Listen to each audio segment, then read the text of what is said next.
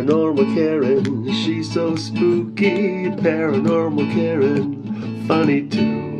Paranormal Karen, she's so spooky. Oh, and did I mention she's funny too? Yeah, cha-cha-cha. Welcome to Paranormal Karen. So what do I have to tell you here? I love having Jeff Thill back. Jeff Thill is my guest today.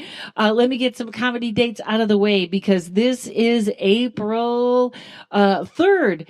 Yes, April 3rd. You can see me May 8th and 9th at the Mohegan Sun at Wisecrackers, and on the 15th and 16th in Miami, Fort Lauderdale area, and June 4th, 5th, and 6th. You can see me in Waco, Texas. How about that, people? So I get so many emails of how much everybody loves Jeff Thill. Jeff, how are you doing today? So good. Thank you so much, Karen. Really, really happy to be back on. So last time you were on, you did the Halloween episode, and it was such a great story. And you've said you've had more activity since then? Yeah. No, and there never seems to be a rhyme or reason to it, as is with the paranormal. Right. But yeah, lately, in the last few days, things have gotten a little strange. I have a theory. I'm going to tell you my theory first. I think because we're moving into this age of Aquarius, that the veil is thinner. So it's not only your regular ghosts, but I think some other things are showing up. So do tell what's going on.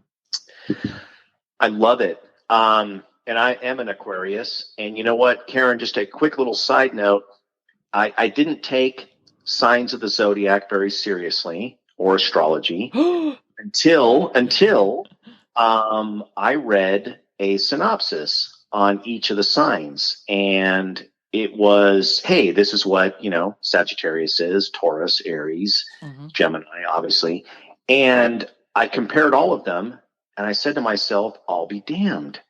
The only one that even slightly refers to me, and to a T, by the way, not even like slightly, profiled me perfectly, was Aquarius, which is me. Yeah. I'm Aquarius. So is my oldest son, and so is my other son. We're all three Aquarius, and we are at the beginning, middle, and end of the Aquarius cycle. Wow, And that's a lot of strong-minded men. Just an absolute perfect spread of beginning, middle, and end. And there is not a single description of any one of those signs that even makes a hell of sense other than Aquarius. Wow. Isn't that funny? No. Well, I know you don't think it's funny. I mean, you get it, but how interesting, right? Yes. Have you ever done your birth chart? I don't think so. If only I knew somebody that could do it. Oh my God. Well, it's funny because I could do it on the internet. The only thing you have to know is that when you were born. Do you know the time that you were born? I do. I know that I was Really? born. I do, absolutely. My mom was a nurse practitioner and a phlebotomist, and she told me that I was born at 2:15 a.m. on February the 7th, 1966. All right. Which is within a few hours of our good comic friend Chris Rock.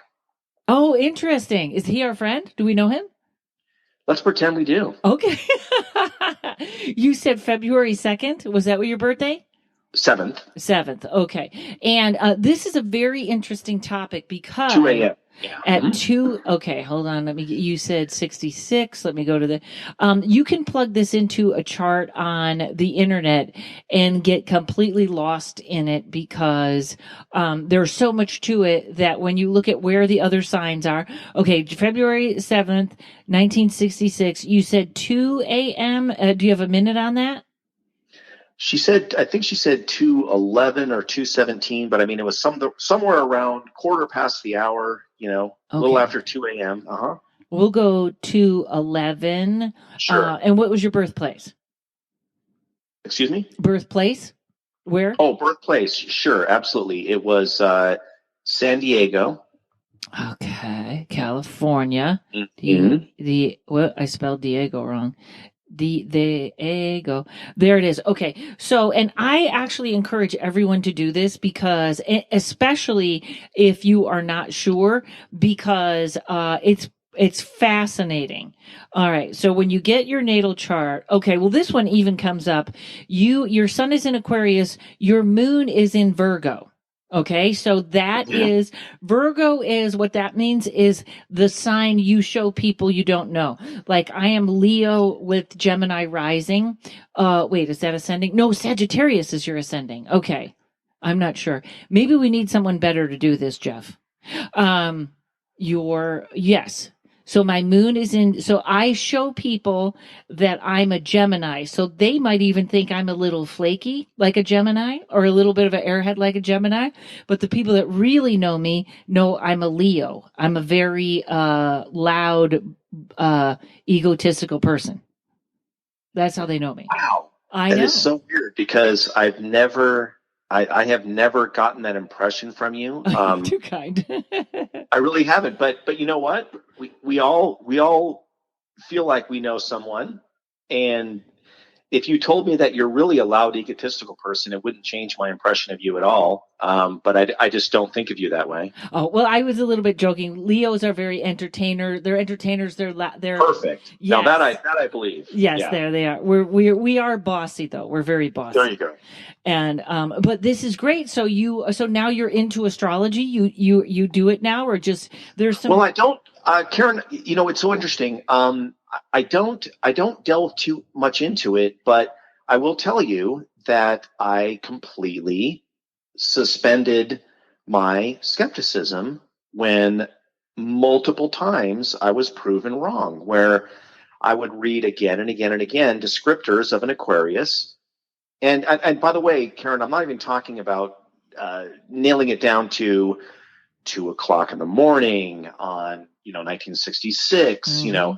I'm talking about just Aquarius in general. And I thought, my gosh, again and again and again, I'm reading any book, any person that talks about Aquarius. It's always like, by God, that is exactly me. And then you think, well, Jeff, I mean, could be if all you were of them. falling for a scam, then every single sign of the zodiac would somehow relate to you. And by gosh, not one of them even comes close. Well, there's only one.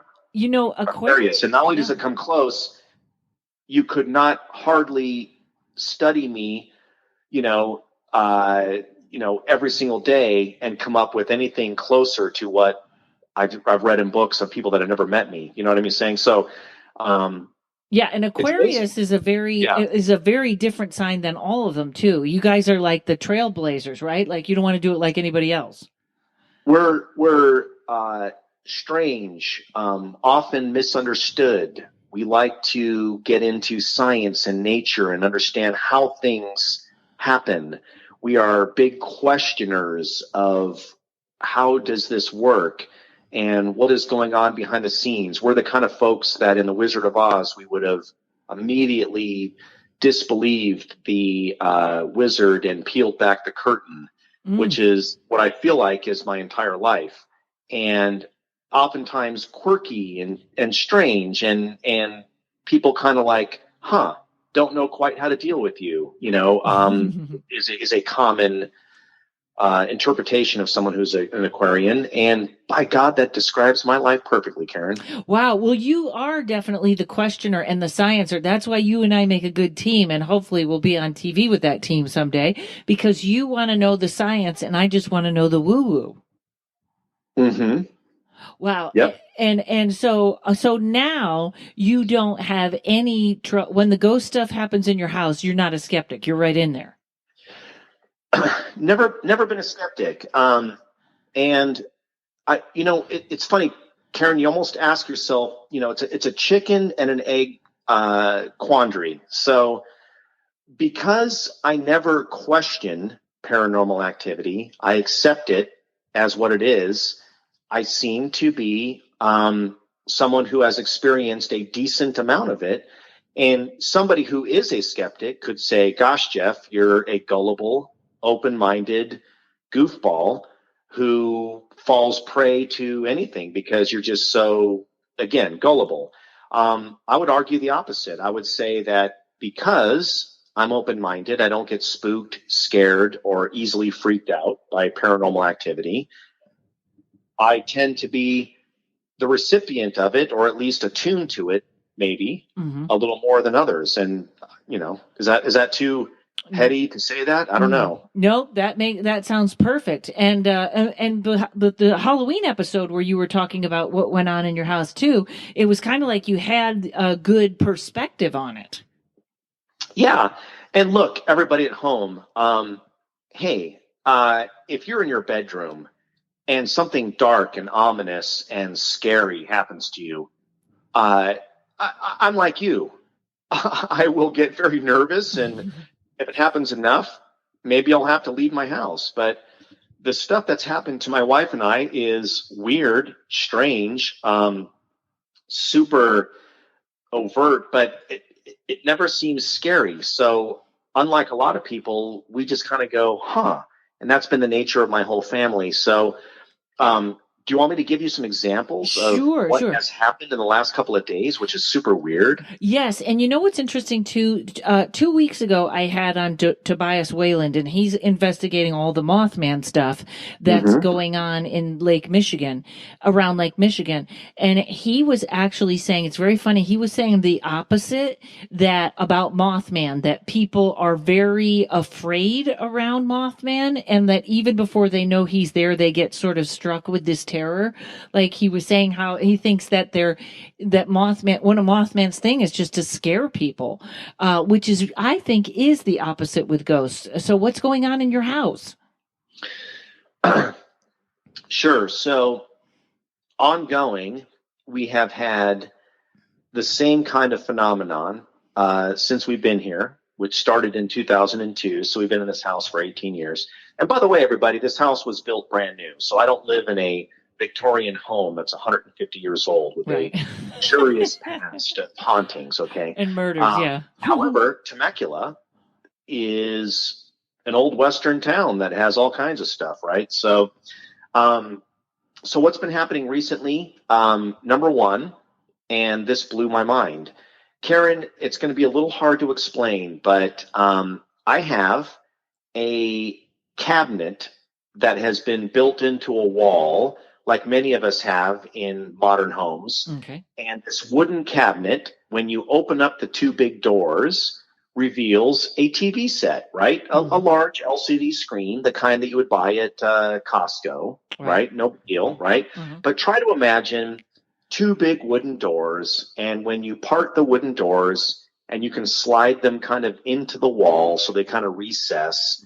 Like in a hotel room. They do this in a hotel room. Very, very, very much so, yes. So I part these two wooden doors and I slide them into the wall, and there I have this big, LCD screen.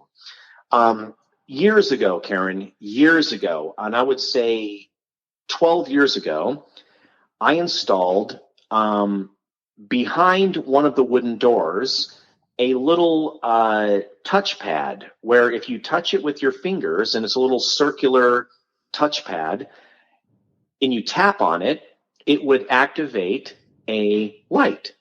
And the light would just illuminate one of the shelves in this little recessed cabinet. And you know what I mean, right, Karen? That's like it's three little lights that shine down on a shelf, so you can light up whatever you're trying to display in those shelves. Does that make sense? Yep. Okay. So no big deal. But as cool as that concept was, we've never used it. We thought it would be cool, but nobody ever touches that pad, and nobody ever illuminates that shelf, and nobody ever cares about it. So it was just one of those things you kind of did but forgot about. Right. Now, I don't want to get too complicated here, but this touchpad is not easily accessed.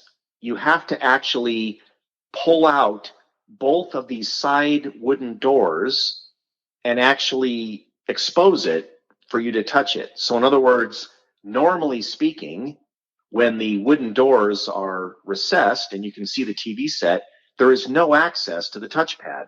Why? Because I'm a dum-dum, Karen. Never thought about that, and it just never occurred to me. So you weren't being very Aquarius that day. Yeah, right.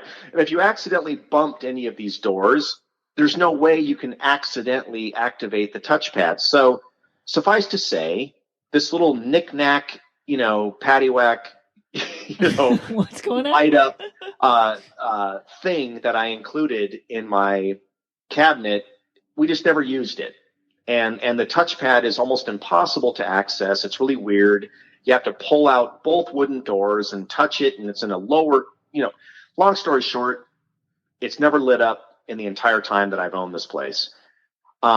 So lo and behold, the other night, I am starting to get involved again in UFO related research. Mm-hmm. And I'm starting to get into a certain area that's very sensitive, which I can talk about with you guys tonight, which is space-based weapons and how that relates to alleged UFO attacks and some things that I learned when I was doing UFO research. And by gosh, Karen, every time I start to delve into former UFO research, shit happens, pardon my French. Wow. No, you can swear. Wow. I came back into the house, having been out in my office, which is a separate little unit, I have a separate little casita, they call it, out in front of the house. I went back into the house at 2:00 in the morning, having done a bunch of writing and a bunch of research on this. And for the first time, probably in 12 years, that little shelf was illuminated.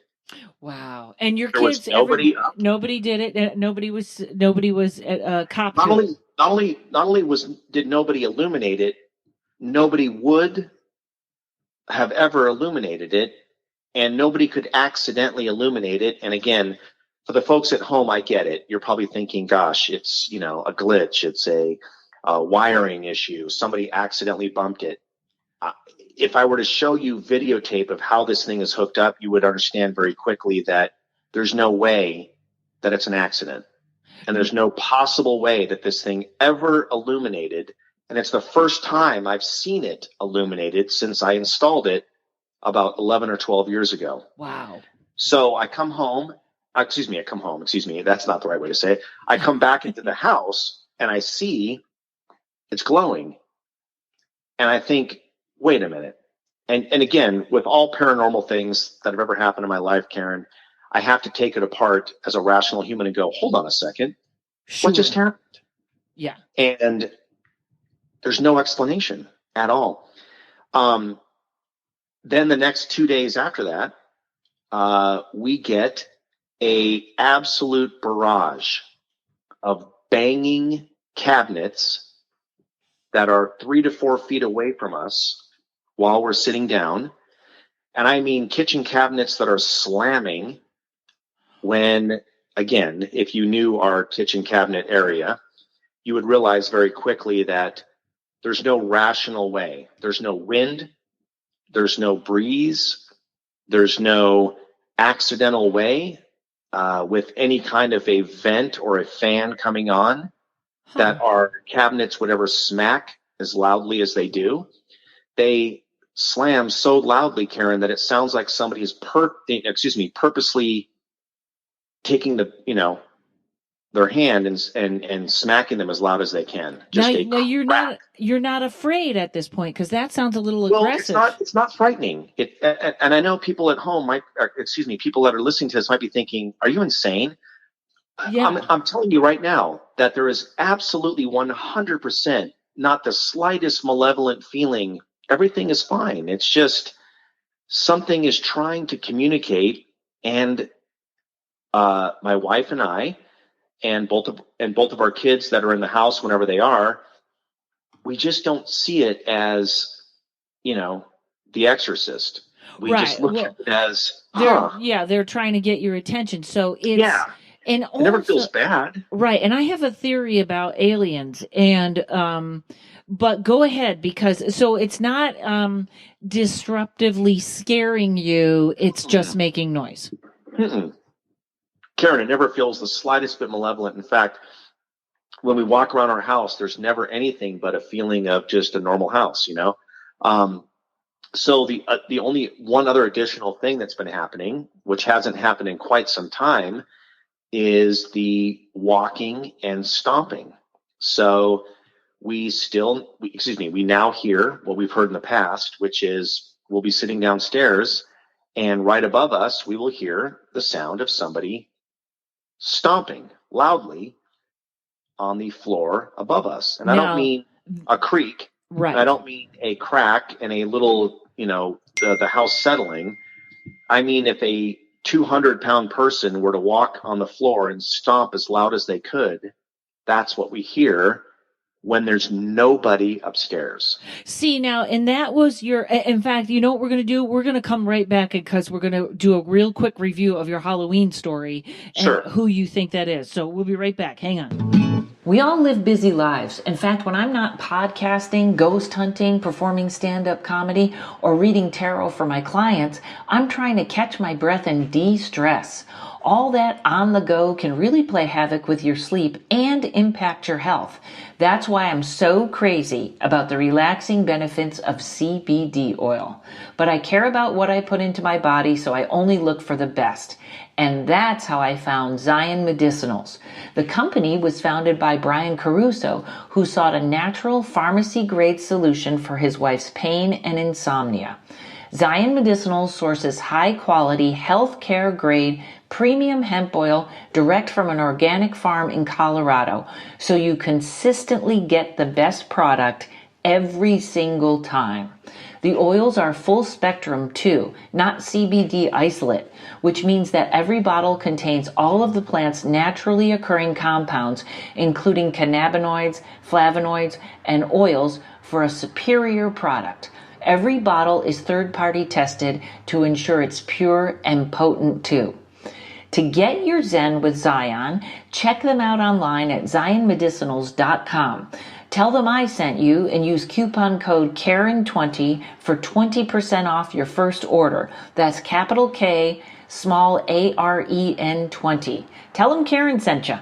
Okay, so now when we talked over Halloween, you had gone through all this, and it turned out that you had a great phone call with like a medium type guy, and he identified all the ghosts in your house. And if I remember, this was one guy that was really mad, that was kind of pissing off all the other ghosts. Is that right? Yes. And you didn't have any trouble with him until now? Well, so the only thing that has changed is in the past, our kids were a lot younger, and they were actually having horrible nightmares as a, I guess, repercussion of this weird ghost. And that was troubling. Now that my kids are grown, the fact that the same disturbances are happening aren't really as dramatic to us, because at least we don't have young kids that are traumatized. Right. So now we've become so accustomed to it that we don't almost really care. Do you know what I'm saying? Right. I mean, it's fun to listen to. It's interesting.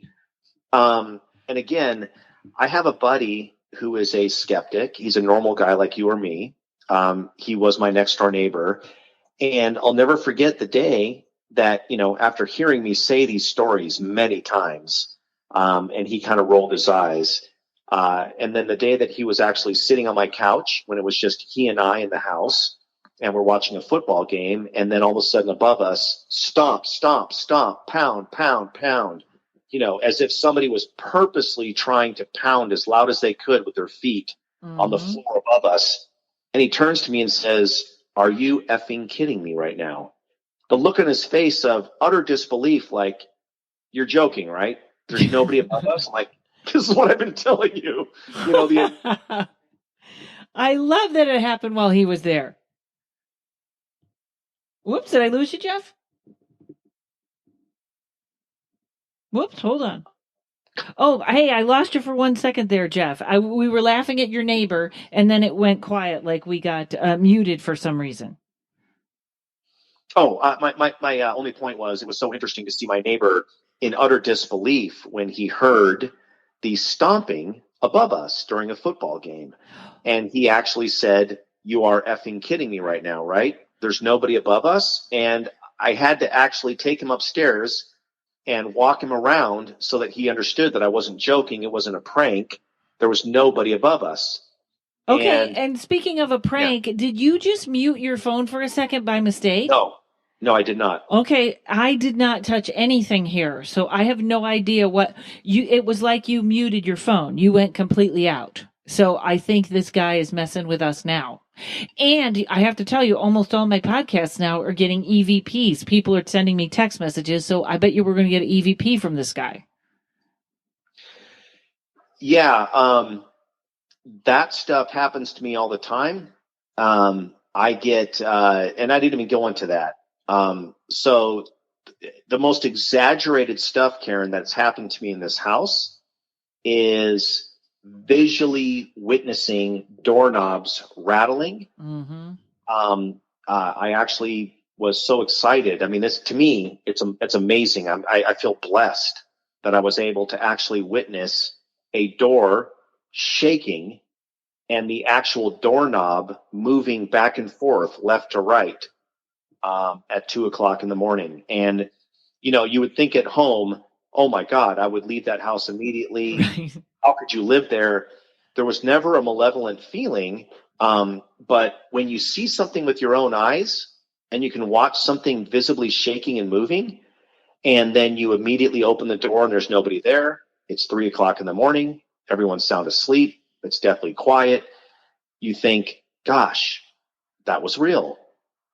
See, that has to be your vibe because I did see something like that happen once and it scared me to death. And I don't like it in my house. I try to keep my house clean Sure. for that reason. But I wonder if you have a connection to these ghosts or something like that, that they don't scare you, that you're not getting that feeling. And Karen, I've mentioned this before, and I don't want to repeat myself, but you and I have a mutual comedic friend, a gentleman named Mark Murdoch. Mm-hmm. And Mark, great guy. He was staying at my house briefly for a week or so one time, and he looked upstairs when he was staying downstairs, and right in front of my bedroom door, he saw a dark figure, and he thought it was me and said, "Hey, Jeff, what's up?" And it was 2:00 in the morning, and it wasn't me. Now, the only reason I bring that up is because we have had multiple ongoing sightings in front of our bedroom door, my wife and I's bedroom door, of activity. Wow. And we've had a 5-year-old girl who was my niece's daughter walk up to my bedroom door and talk to a little girl and say, "I'm talking to a little girl," and she's standing right there. And we've had, my son on multiple occasions get up in the middle of the night and go to the bathroom and see a shadowy figure crouched in front of our bedroom door. And then we had that psychic that we called to find out what's going on in our house without ever having talked to us, didn't know me, didn't know the design of my house, didn't know anything about us, said, "You have a lot of activity in front of your bedroom door." So go figure, but weird, huh? Right. Right. Well, that stuff's always fascinating. It'll never stop surprising me when it happens, ever. Like, just you can tell me that a million times, and I'll never stop being surprised. So, the stomping has started again. Okay, I do feel like this is the veil getting thinner. But did you guys change anything, or have any of your sons gone off to college? Has there been any change in the home? Yeah. The only thing that's changed is what I'm kind of used to, which is I am jumping into a television show pitch that's based on a bunch of stuff that I learned when I was doing the Disclosure Project. And again, that's a whole different topic. But this has to do with alien research and a documentary that I did with a guy that has a bunch of government witnesses. And I'll be darned, Karen, but every time I start to dredge this up again, and whether it's me doing it as a fictional take on it or researching it in any serious way, it always seems like there's an uptick in kind of like nonsense that happens in the house. Wow. Okay. So, and I can't wait to hear this. And I have just recently, it's interesting because I've been doing a lot of reading on the Skinwalker Ranch, and Yeah, they talk about how one of the things that starts all the activity is meditation. If anyone meditates on the land, it's like everything gets upset or kind of starts acting up, which is, I know that's odd because meditation to me, that's what I do in my apartment, and that's how I cleanse my apartment or sort of keep it cleansed. But you know, when before I started this podcast, I was not real big on the aliens. I wasn't really, I found it more scary than anything, and I wasn't that interested in until I met Jessa Reed, who had a very positive experience, and now I'm very curious. But I asked my friend, who's an animal communicator, a long time ago when I was afraid, I said, because Courage, we could take my dog ghost hunting because Sonia can tell us what he's looking at, what he sees. He describes to her who's in the room, all this stuff. And I said to her, ask him if there've ever been aliens here. And he said, they're here all the time. So maybe that is what's going on. Maybe you have them there all the time, just sort of in that other dimension, just watching. It's funny because, again, people listening to this, they may smirk or laugh or think, this is kind of nonsense talk, but I have found that it is weirdly connected. Now, again, what is a ghost? I don't know. Are there aliens literally in some kind of a phased world where they can be kind of invisible and looking at your? We don't know. And by the way, you guys, those at home, and Karen, I don't mean to speak for you, but I think we can both safely say we don't completely know, right? Right. You and I don't have the answers, but we can tell you based on personal experience, and we're rational humans, that there is some strange connection, right? There is something odd happening that doesn't really add up for most people. So every time I start getting involved in this research, weird stuff starts to happen. Fascinating.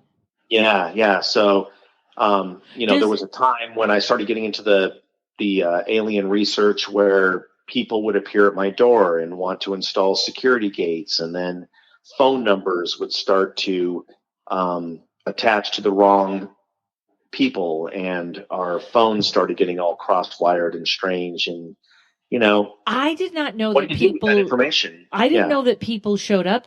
Were they men in black or were they regular folks? Was there anything strange about them? Well, I think I may have said this in a previous episode, but when I was involved in a certain UFO witness and I started doing research on him, my wife said we should get a security gate installed in our house. Not because of a worry about bad people. She was actually just thinking about solicitors. And within a few minutes, we received a phone call from somebody who said, "Hi, would you like us to install a security gate?" Wow, and your phone is your phone just started cracking out again. This is weird. Is the minute you said this? Is that non-paranormal? No, that happens. Okay. Honestly, Karen, and I don't mean to sound overly weird here, but whenever I start talking about this stuff, it all goes crazy. It's kind of happens. So, you're talking to the right person for this, and my listeners are all on board too. They're waiting to hear. So my wife says, my wife wasn't looking for a security gate because she was worried about, people attacking us. She just didn't want solicitors. And we thought it was weird that right after we had discussed it, we had a phone call that said, "Hi, we're going to be in your area, blah, blah, blah." Then person shows up to our house and says, "Hi, security gate people." And we thought, okay, we'll get a quote. Why don't you take a look at our, front entrance to our house and, tell us what it would cost to put in a security gate. Again, we thought it was kind of weird, the timing of it. Like, we were just talking about this. And you guys, this was right after I had done serious research on a gentleman who claimed to have worked at S4 Groom Lake, which is Area 51, with an quote unquote alien. And so this person does some measurements She gives us a flyer, and she handwrites a cell phone number on the flyer and says, call this number if you want us to put in the security gate. We sit on it for about a week, and my wife decides to call. And when she calls the number that was handwritten on the flyer, it rings to my friend Mark Murdoch. Whoa. Mark Murdoch was also working on a UFO project with me and investigating UFOs. Mark Murdoch works at a company called Unisys. Unisys, at the time, is a computer company that is a military industrial complex computer company, and they have top security clearances. And the number that my wife called should have gone to this contractor, but instead it connected directly with our friend Mark Murdoch, who was also into UFOs. Now, was it his cell phone? Nope. It connected to his private, secure, direct line at Unisys that nobody on the outside is ever supposed to have.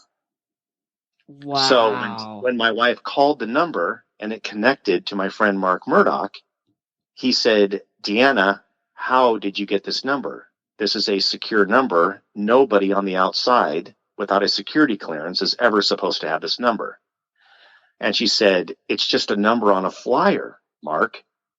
So I was told by Dr. Stephen Greer, the gentleman who I, did the disclosure project with.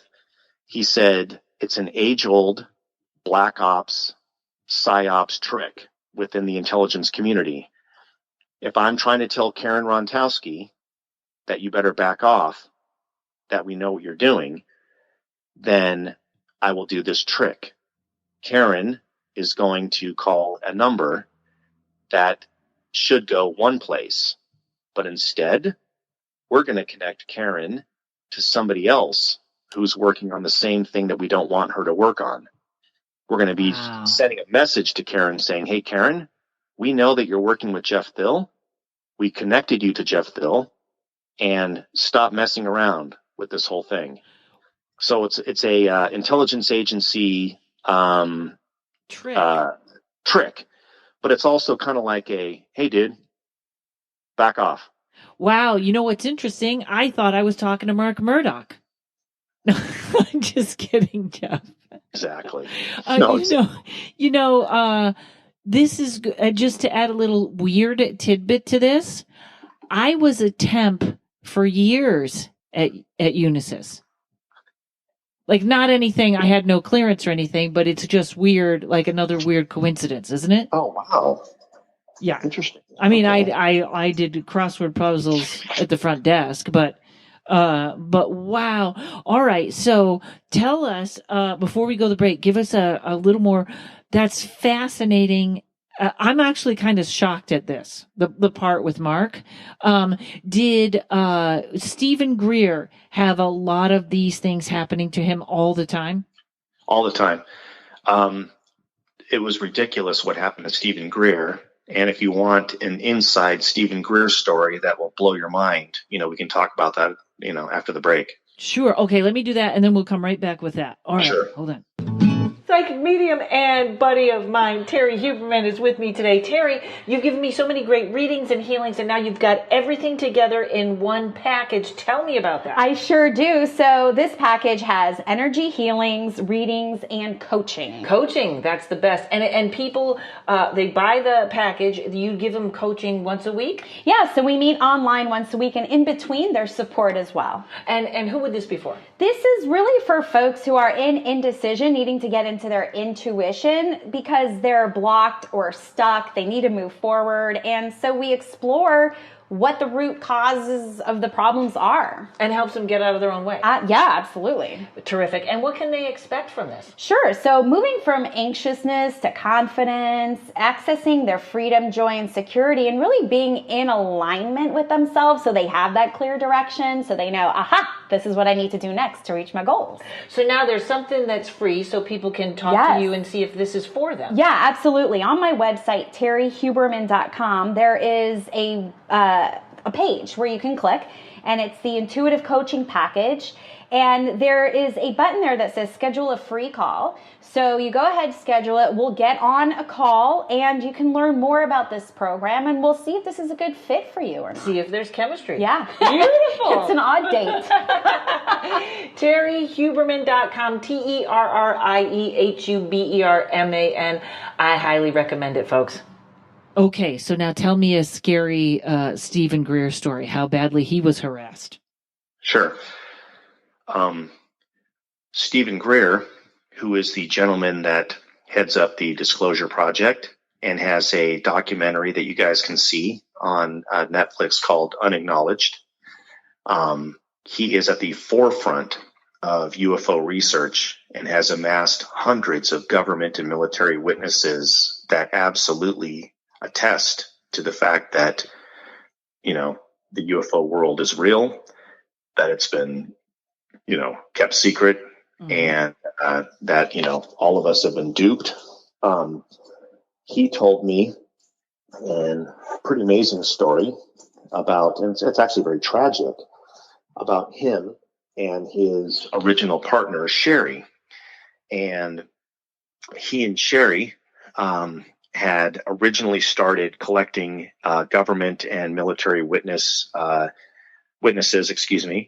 to the UFO phenomenon. And they were both warned in weird ways to stop researching this. Both of them, at a certain point, got cancerous tumors in the exact same spot on their bodies. Whoa. Literally the exact same spot on their backs. Now, Stephen Greer, by the way, is an emergency room physician. He's an actual doctor. So he, as soon as he, got the symptoms, understood what was happening, he immediately had it excised, and they took out a large portion of his back. Sherry wasn't so lucky. She didn't treat it quite as seriously. She waited too long, and she died. Wow. Now, here's what's interesting. The tumor that they had was shared genetically. What? Meaning they had the exact same tumor as if it was in the exact same human. What? I don't want to get into all of the physiological implications, but the long story short is it appears that this was an artificially induced tumor. The fact that they would both get it, the fact that we both get it in the same part of their body, and the fact that they would share genetic material in terms of, what they actually biopsied as, is not even possible. It's absolutely unimaginable. Now, is he an abductee? By the way, okay. No. But the way that he explained it to me, and the way that spooks, and when I say spooks, I mean black ops guys that have no identification, that work within the military-industrial complex, they said that cancer is really easy to induce in somebody electronically and even from a distance. You get an electronic signature from an actual tumor, and that tumor can be anyone's tumor. It can just be a tumor sitting in the lab. And then you transmit that electronic signature and pinpoint it on somebody as if you're actually shooting them with it, with an electronic device. And then their body starts to reproduce that electronic signature as a tumor. Wow. So that's why her tumor and his tumor matched. You know, Yes, and you know what I don't understand, although we probably do have the answer to this, is if they can do that, how come we can't undo that? Like I believe somebody has the cure to cancer.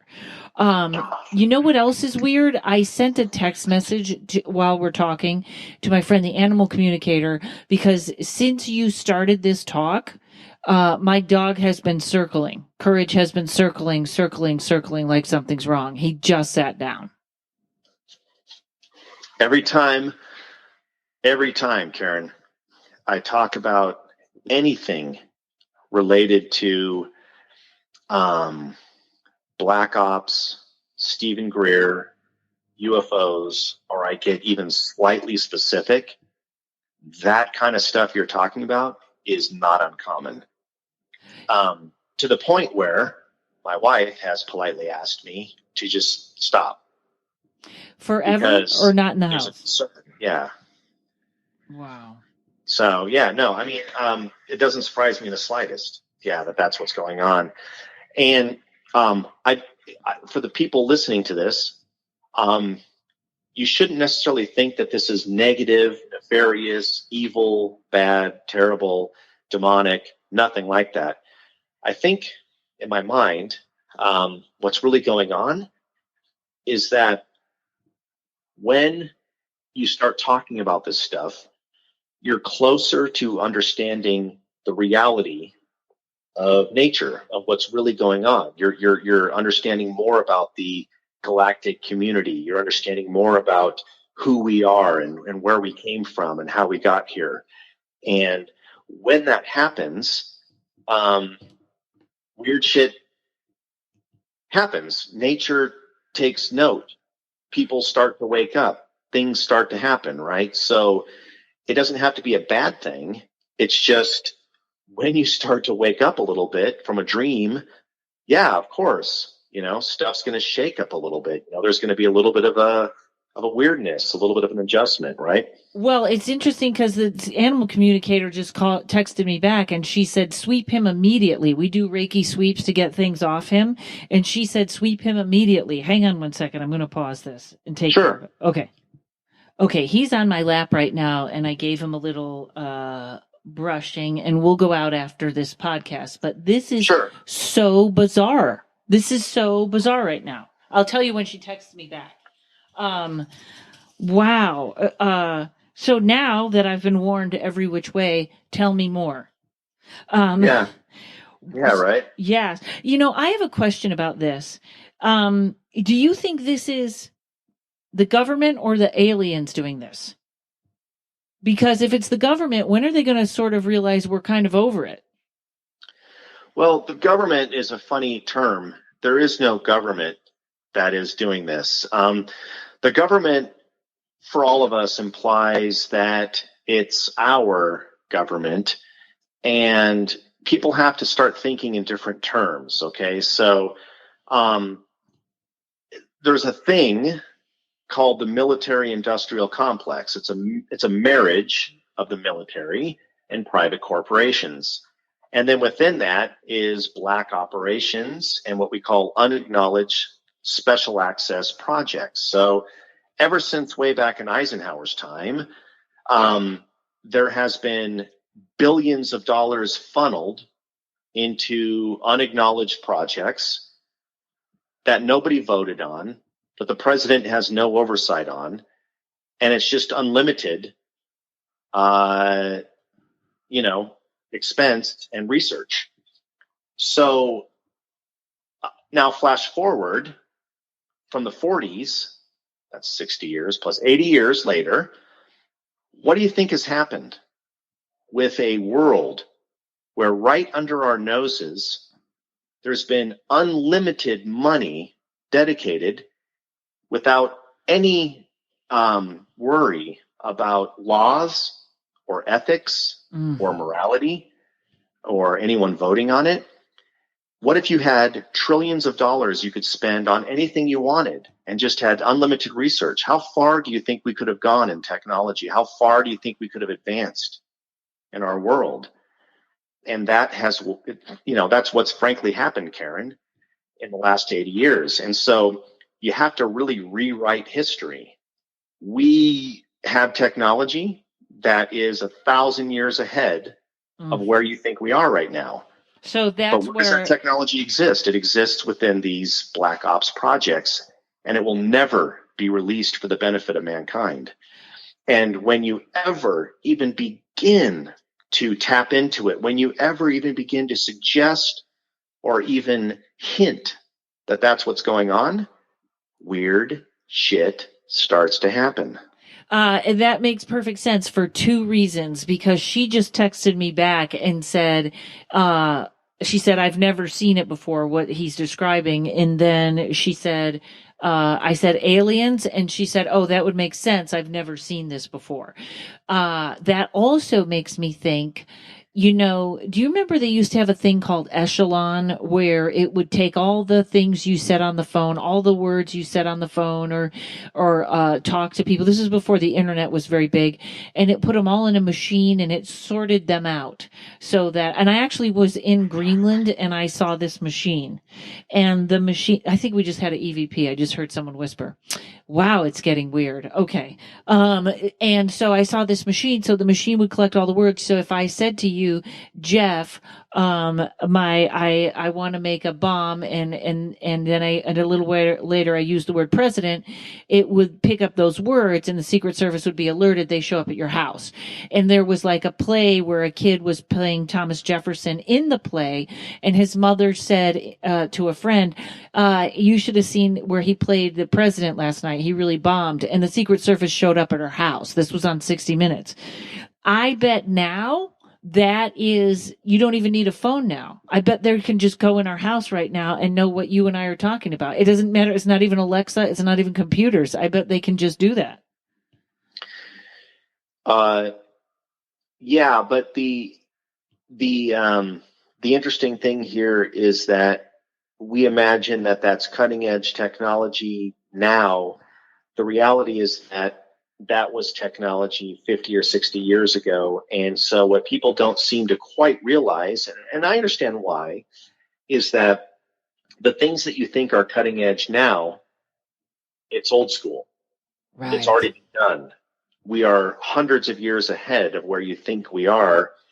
And there is a whole separate world of technology that has never been realized by modern scientists, researchers, or the mainstream media. So, again, it all comes down to, imagine what would happen if, starting in the 1940s, you had unlimited amounts of money being funneled without Congress or the Senate voting on it to research projects that had no ethical boundaries, no moral compass, and they could just do whatever they want, unlimited, in facilities that no one's ever seen, miles underground. It's not science fiction. This is reality. And it's called Unacknowledged Special Access Project, USAPS, and it's real. And if you don't believe it's real, then Google the General Accounting Office and how many billions of dollars go unaccounted for. Unaccounted for. Imagine any company on the planet Earth trying to report to the Security Exchange Commission and explain that they have billions of dollars that they can't figure out where they went. Imagine trying to even be a legitimate company and explain that. Well, that's your government. And that's what's been going on for decades. Wow. Talk about the government distracting us now so that we're not thinking about anything like this. So, so Karen, and the last thing, one thing I want to make sure that I make clear to your audience is, when it comes to UFOs and a cover up and all this stuff I've been talking about, please understand it's not the government. Here's what I'm talking about. The government knows 100% nothing about what I just said. The president knows nothing about what I just said. This is the military-industrial complex, okay? The government hasn't been lying. They don't know about UFOs. They don't have the information. They don't understand what's been happening in the military-industrial complex. This is all need to know. These are black ops projects that answer to nobody. Even if you're in the black ops project, you only know a portion of what's going on. And then other people know another part of the story and another part of the story, and nobody knows the whole picture.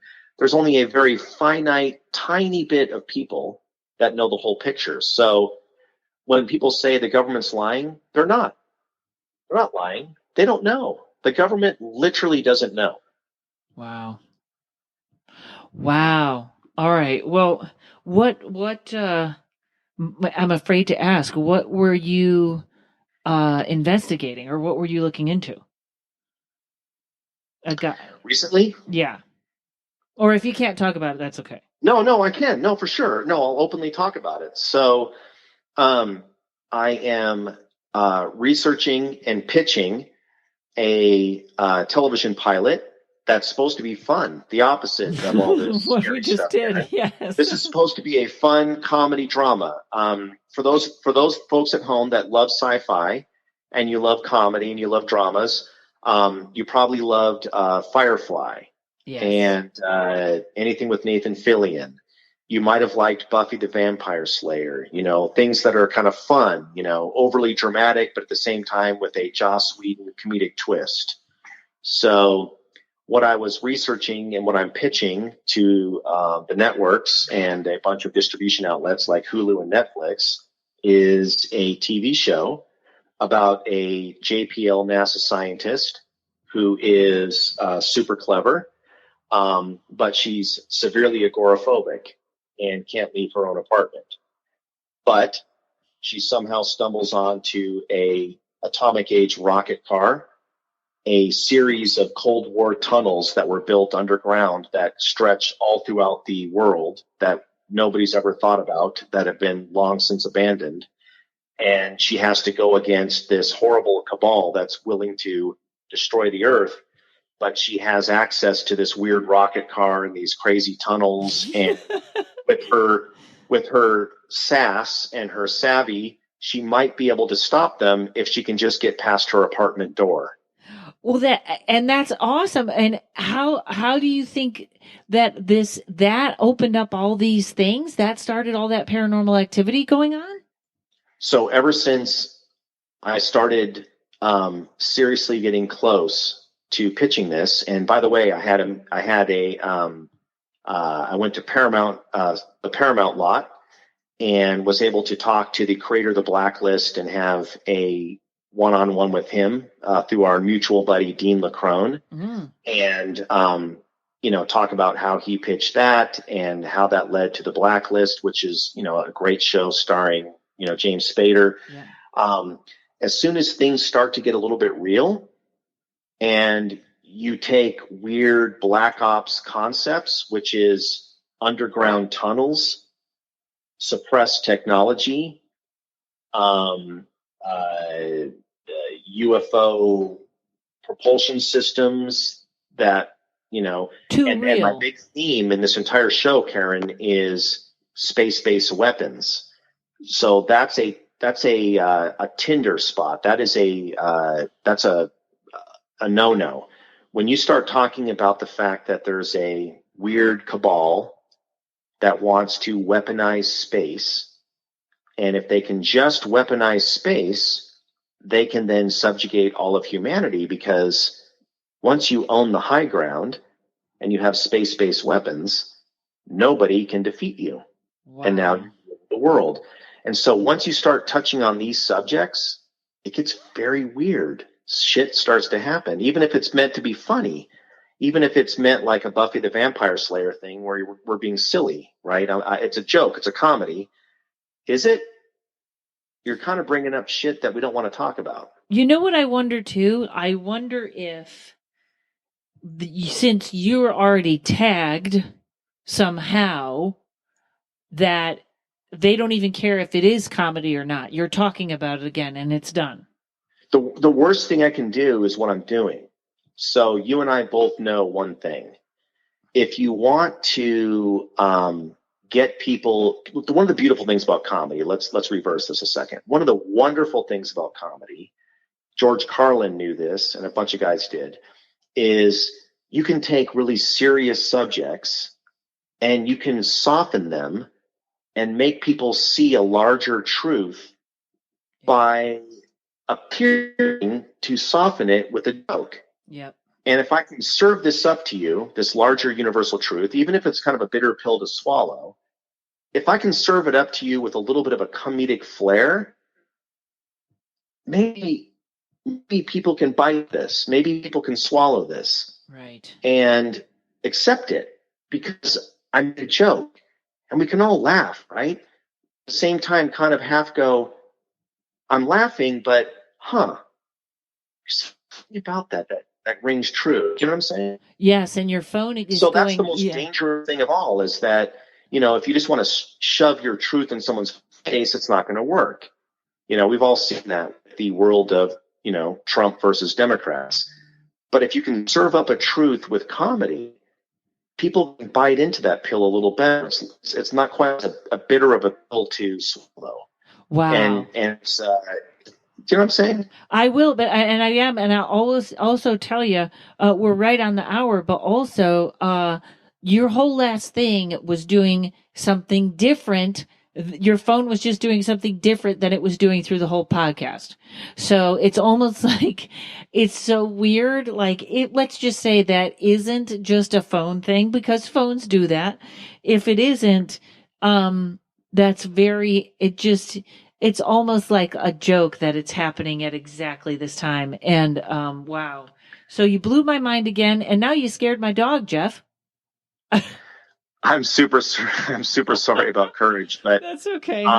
Wow. Weird shit does, tend to happen. And I never look at it, Karen, as nefarious or malevolent or terrible. It's just stuff. I think everything is just kind of like, take notice, right? Yes. Let's just raise an eyebrow together. Yes. Oh my God, Jeff, you never disappoint. Never disappoint. What a great podcast. Oh. Well, good. Thank you so much again for having me. Anytime, Jeff. Tell everybody where they can watch your hysterical, which I hope this new show comes on. Watch your hysterical web series. Oh, sure. So, guys, if you go onto YouTube and type in Majestic 12 webisodes, I have this kind of fun little web series imagining what it would be like if there was a naval space command, and so please watch that. And then I'm working on a new, idea for a television series. It's called Rabbit Hole. And Karen, I'll keep you in the loop on that, and people can understand a little bit more about what I'm getting at with that maybe as the episodes go on. Great. And Twitter? You on Twitter? You're on Twitter? No, I don't. I don't do too much Twitter, but I'm on Instagram, Jeff Thill on Instagram, and I'm always posting the latest stuff from my web series and just weird concepts that pop into my head. So there you go. Phew. All right. I'm going to go watch something happy. Yes, please. Oh my God. Do. Thanks, Jeff. All right, everybody. I'll see you next week. Thanks to Mike at Uno Rising Media. Folks, go to my webpage and sign up for my email. Hit the subscribe button and you'll get to know all the cities I'm coming to. And I think I said thanks to Mike at Uno Rising Media. You guys have a great week. I'll see you next time.